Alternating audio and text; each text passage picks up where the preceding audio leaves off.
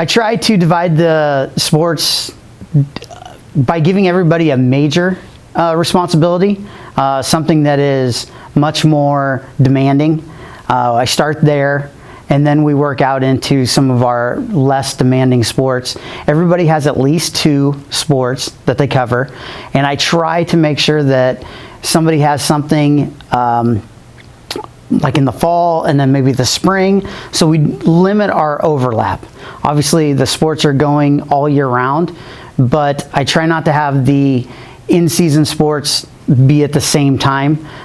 It just makes it easier on the staff members, and it gives better quality of care to our student athletes regardless of when they have their championship season. A golfer doesn't have to worry that they're going to get pushed to the side because that individual has baseball in the same time. So we try to divide it up to where everybody has their multiple sports, but limit the demand on them, so we kind of keep a little bit of that work-life balance balanced out a little bit as well. Currently, the staff is made up of 8 athletic trainers. All of them are certified athletic trainers through the NATA. We have 4 full-time staff members, 3 interns, and 1 graduate assistant. Our 4 full-time employees are myself. This is my 17th year at Upper Iowa. We have Rachel Kaspers.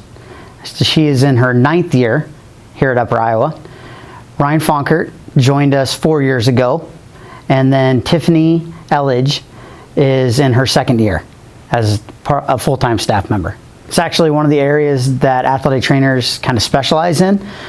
There's obviously plenty of healthcare providers that work in the sports medicine field and on the sports medicine team, but the athletic trainer is one of the very few that is going to be there from the very beginning to the very end. So obviously prevention is one of the biggest things. It doesn't cost anything. We all know what we can do, whether it's more stretching or planned programs for jumping or whatever the case may be. We always try to prevent what we can. But once an injury has occurred, then we're there with them on a day-to-day basis, whether that is their daily treatments or their daily stretching routines, whatever the case may be, all the way up through their rehab process to return to play, which is, like I said, a little bit unique in the healthcare profession. It's not we'll see you this week and come back next week. It's every single day. Technology has played a big role here recently.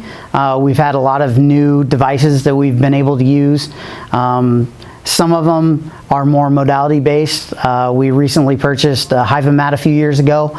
That's a deep oscillating type of modality. Obviously we have a lot of different modalities that are all electrical based, but just the technology standpoint of what we've learned has played a big role in how we recover from day-to-day activities, how the athletes are able to train better, and how we are able to track those things. Technology has been very important in that aspect, but we also see where technology is pulling back a little bit, where a lot more of our treatments nowadays are manual therapy. We're using our hands more, whether it's massage or cupping or using different instruments to help do our modalities like Graston technique, where when I was starting out, it was a lot of electrical stimulation, ultrasound, things like that. So though we see technology rise kind of in our rehab and our awareness, whether it be preventative or rehabilitative medicine, our daily activities are actually coming back full circle a little bit more to the hands-on portion.